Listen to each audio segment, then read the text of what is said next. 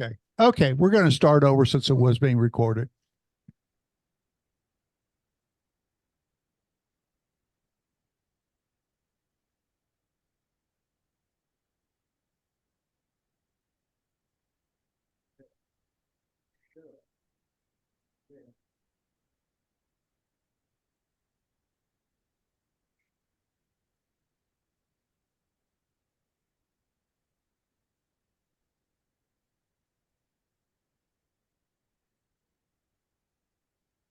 Number 3, Bob.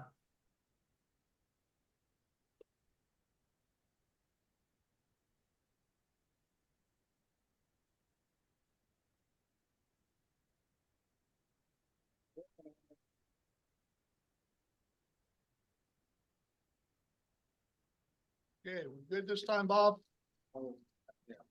Okay.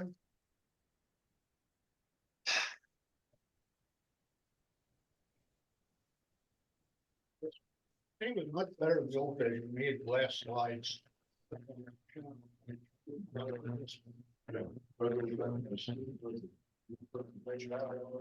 we could put one in, push it over, pull it back, pick it up. We're almost there, guys. It's a little production problem. Yeah. Charles, go ahead. Okay. We're going to be talking about roller bearings tonight. Tinkham was the leader within this. We will be seeing the effect of roller bearings upon the freight railroad industry. Next one, please. I stuck this in because this is the famous derailment up at Palestine, Ohio. The picture there could be out of southwestern Kentucky, southeastern Kentucky, I should say, Western Virginia, or Western Virginia, except nope, this is up in the Buckeye State. Anyway, I just stuck it in. Next one, please. First train wreck that caused was a derailment that caused somebody to die was on November the 8th, 1833, Camden Amboy Railroad. And among those people injured was Cornelius Vanderbilt and ex-President John Quincy Adams. Next one. And the cause, a hot box. And the newspaper said it burnt the axle off the car. Next one, please.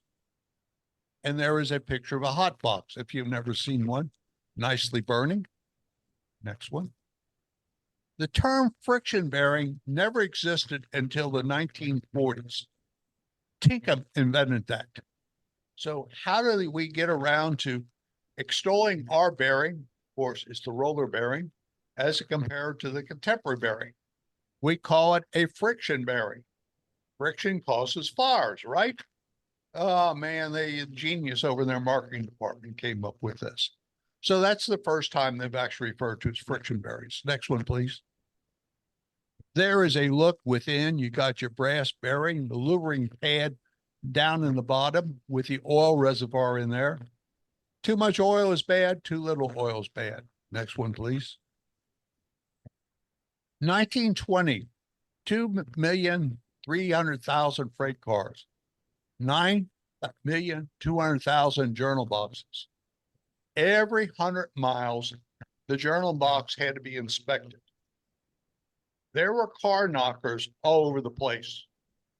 One of the largest part of the payrolls of a railroad. Next one, please.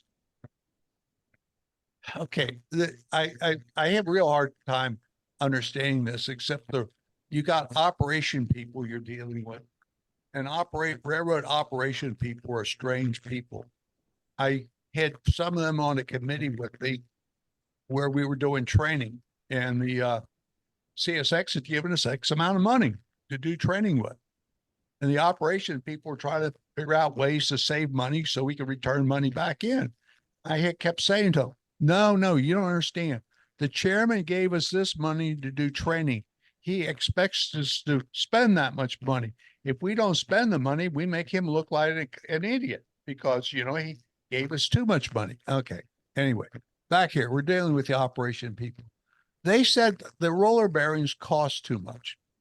They were $750 for a roller bearing compared to $40 for a friction bearing.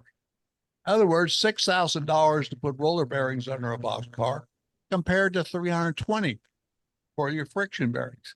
But nobody sat down and calculated the full cost of the friction bearings over their life cycle. You got every 100 miles that are being inspected.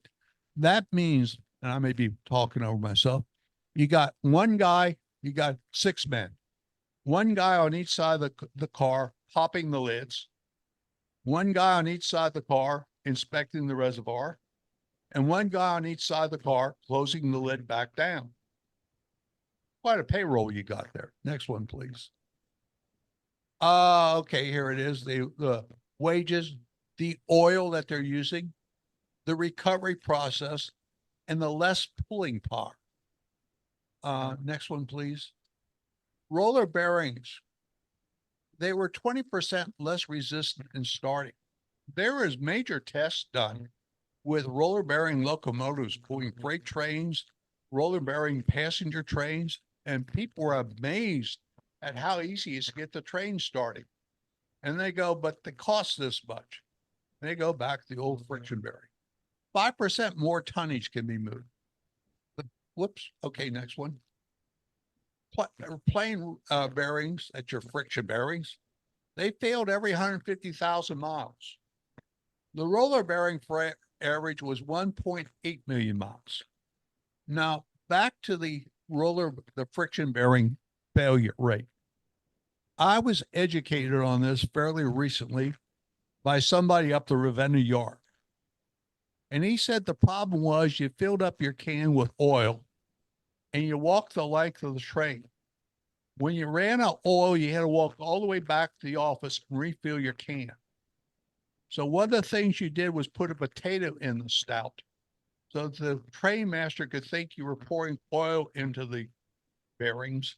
And only when we got near the end of the train did you pull the potato out and really use the oil that was in your thing. So you didn't have to make 2 or 3 trips back and forth to getting the oil. And I'm going, why didn't they have the oil and barrels out along the no, it was under control when you had to go in there so they can inspect and see. Okay, next one, please. There is a look in there with the waste down there with the bearing setting the waste, and the waste is saturated with oil. Next one, please. There is a gentleman, a stock car, he's squirting some oil in. You notice the other one is open. Somebody is opening them, and then as they roll off, they'll be closed. Next one, please. This is a more modern one. He's coming off the 55-gallon drum, squirting it in. Next one. He's down in the pit, so he's at level with the bearing for squirting the oil in. Once again, it's coming off of a barrel with a thing, and he's not walking the yard with his can. Next one, please. Here you got the gentleman walking the yard with the can. And this is what I'm talking about is, you empty the can out, you got a mile yard you're working.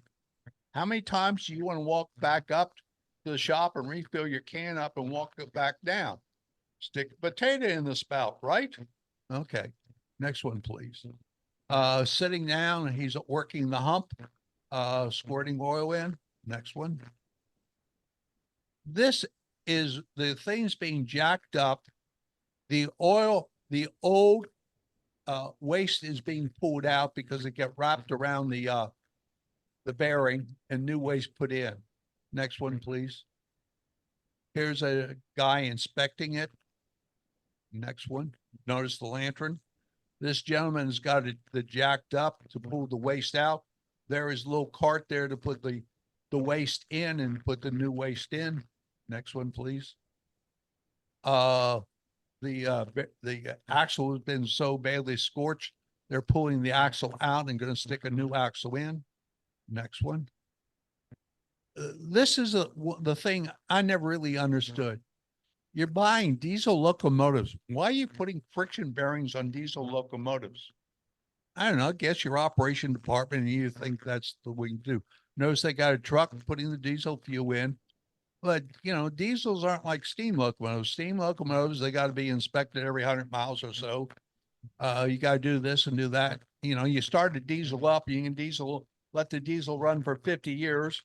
Nobody really gives a darn as long as it keeps chugging along and, works. Next one, please. Okay, each journal box, 4 per roll. So anyway, there's 32 journals, per car that gotta be, inspected. Next one, please. And here he is in there inspecting. Next one. This was, AAR journal box packing, specifications. They had to be minimum 20% clean, dry packing, could not have over 2.5 impurities, could not have over 2% water within, and the balance had to be clean car oil. Next one, please. This is the L&N 1955 journal report, and they're, have you ever today looked at a railroad annual report? You don't even know they're a railroad because there's nothing about a railroad. It's all financial numbers. The old reports used to tell you what was going on the railroad. In this one, they said, "Oh, okay, we exceed the AR standards. Our drive is 2.9, 70% clean car oil." Next one, please. The L&N had a journal box packing recovery plan at Louisville. C&O had one at Clifton Forge. I don't know where the other railroads had, but they all had a packing recovery plan. So what is happening is the guys are, as they clean those journal boxes out, they're saving the oil, they're saving the packing. And I guess when you get so much at your site, you load it on and you ship it to Louisville, where it's recycled. Next one, please. Here it is. The waste is coming in. It's going to be cleaned. Next one, please. Here it is being cleaned. Next one. The suits have come down to the office to check the wasting to see how it's okay. I'm going to do a little sidestep. We were down Paducah and went in the Paducah and Louisville yard. I just had semi permission to go in. So I'm driving around, taking my pictures and everything. And my wife, Mary Ann, looks around and she says, "The guys working the yard don't have any safety vests on or helmets. They just got regular clothes on." And I said, "Well, I guess P&L thinks that's good enough." So about the time we get ready to leave the yard, a suit shows up in a company car, wanting to know what we're doing there. And I explained to him. And he said, "Okay, just be careful." At which point Mary Ann says to him, "Why don't your workers in the yard have on safety vests?" And he says, "Because the AAR don't require them." She says, "I think they should have safety vests on so you keep your workers safe." And he said, "Well, we just don't think it's quite necessary." And she looks at him, she says, "CSX and RJ Corrin and NS thinks it's necessary. I think you guys ought to have it too." I said, "Sir, we're leaving the yard. Thanks for having us in." Next one, please. Once again, there they are checking. It is being put in rolls to be shipped out. Next one. Here there's the waste oil coming in and they're cleaning the waste oil. Next one, please. Here's the waste oil being recycled and being sent back out. I mean, did anybody sit down and figure out the cost of gathering all that waste oil and gathering that and shipping it to Louisville to reclaim it and shipping it back out? Wouldn't it have been cheaper just gone down to Ace Hardware, don't mean that, and buy some clean oil? I don't know. But anyway, next one, please. Okay. So Tinkerman is trying to sell the railroads on this stuff, and they can't get the railroads to buy it. They get some of their fancy streamlined locomotives, get roller bearings underneath them. Some of their diesel passenger trains, the trains of tomorrow type stuff, they get roller bearings on, but 99% of the railroad doesn't have roller bearings on. So they had this marketing genius that came up and said, "Guys, let's quit fighting with the railroad. Let's get the public and the stockholders to bring pressure on the railroad to go to roller bearings." Next one, please. So there's a picture of roller bearing.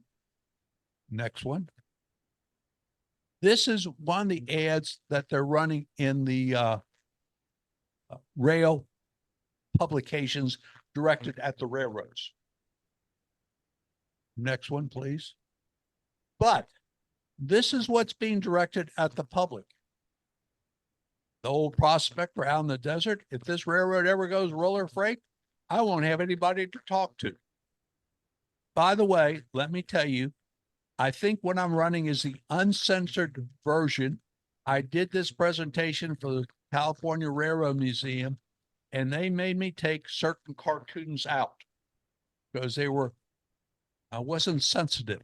So anyway, we'll see. Next one, please. 37,800,000 eggs over, and no mishap until you come to work. So the roller bearing freight, you don't break eggs, but the workers carrying them break the eggs. Next one. Once again, we're proud of our record. Roller bearing freights, X miles without breaking an egg. And there's the guy offloading, breaking eggs. Next one, please. Wow. They've been able to put a billiard table back in the caboose. Things are so smooth and shoot billiards back there. Next one, please. Wow, they're on Mars. One thing certain, Mars has a very advanced type of civilization. They got tinker and roller bearing freight trains. And the Clyde. What was with those guys at Budweiser? They had the greatest advertising thing going on in the world. They don't run an ad in the Super Bowl and it makes national headlines. And instead they go and run something with, I don't know, female, male, whatever. Oh, sorry about that. And they go down the tube. Okay. Next one, please. Trade ads. Next one. They did run professional, Tinkerman did, and the big book that Boardman put out, Locomotives, and the 800-page book, 70 some bucks. Oh, anyway, that were directed at the professionals. Next one, please. Another one. Next one. Some more. Various sizes. Next one. This is getting towards the end where they're actually starting to put them on to the freight cars and and the locomotives. Matter of fact, EMD and GE says eventually to them, forget it. You're going to get roller bearings on your train. We're not going to give you friction bearings put underneath your locomotives. Live with it. Next one, please. Showing the downturn in hot boxes. Next one. Horror miles for hot boxes. Next one. In 34, the New York Central introduces the world's first streamlined steam locomotive with roller bearings at J1E Hudson 5344. Next one. At a test on the machine, that machine they'd have in the shops where they would put them after they serviced them. The non-roller bearing, they could get them up to 104 miles per hour, but the roller bearing made 113.6 miles per hour on the test bed. I would think that'd start causing light bulbs to go off in headquarters, but it didn't. Next one, please. She's the Commodore Vanderbilt's her name. She's the first one in NYC, and she's about the only one on the NYC. Next one, please. There she is. They will later take the streamlining off as the diesel locomotives come along. She just goes back to regular freight train service. Next one. Pacemaker service. New York Central is going to run. They're going to compete with trucks. New York to Buffalo overnight, 65 miles per running. Passenger car trucks. Next one, please. But wait a minute. We're going to spend all this money for roller or friction, and they decide to go with friction. It doesn't make a sense. You're trying to put together premium service that guarantees you to get from New York to Buffalo in X number of hours, and you're sticking friction bearing brakes in there. It does not make sense. But they went with it. It was cheaper. They quickly found out they screwed up. Next one, please. There is a picture of the box with the friction underneath it. Next one, please. C&O in 48 orders 1,070 ton coal hoppers, roller bearings, but they're in captive service. They will not go off the line. They run from certain West Virginia coal mines to Hampton, Newport News, Virginia, for being loaded aboard ships for shipping overseas. So it's captive. So they're not going to allow that to go over on the New York Central, where they most probably wind up keeping it because it's so good. Okay, next one. 1960, we get hot box detectors coming out. They dizzying you standing alongside the track, holding your nose so that they know you smell the hot box. Station, red light, and advanced light are the way they go. Next one, please. Okay, there's the hot box detector reading the temperature. Next one. And what it does is send a message to the next station. And then the guy comes out and lowers the flag to signal you to stop and tells you got a hot box. Next. This is the next thing they put in, and it's tied to a single light. They got the two together. The detector would be about a mile or so down the road, the light, the other way, to tell the engineer to stop. Next one, please. There's the inner workings of it. The next one. And it is a separate signal. You see it there. It's a hot box. It's below the regular lights, telling you got a hot box, the arrow pointing at it for you to stop and do an inspection of your train. Next one, please. There's the suits out on the line pointing to that. And for you guys out there, that if you were in a certain position within the railroad, you were expected to wear a shirt and tie, sports coat or suit, and a hat every day of the year. One of the great stories that I came across about Willard, the president of the B&O Railroad, two of his guys were out on the road doing something in the yard, and they left their jackets in the caboose, and the caboose moved away, and they had to walk out of the yard in their shirts without a jacket on. And he apparently said to them that things happen, guys. And yeah, I understand what went on, but next time, make sure you know where your jackets are. Next one, please. Nanotechnology. This they're looking at. These are sensor on each wheels, and it's going to interface with positive train control. It's in a test out at Pueblo. Next one, please. And there it is. This is, of course, a engine, but buried underneath that GE's thing is a little small chip that picks up the heat, and then somehow the other interfaces with the positive train control to tell them that they got a box axle that's hot. Next one, please. Okay, here we come. Clyde Lamb. Clyde drew all those cartoons up there. He was an independent cartoonist. He actually had a cartoon that ran in some newspapers. Next one, please. There is Clyde. Clyde learned to be an artist in the penitentiary in Tennessee.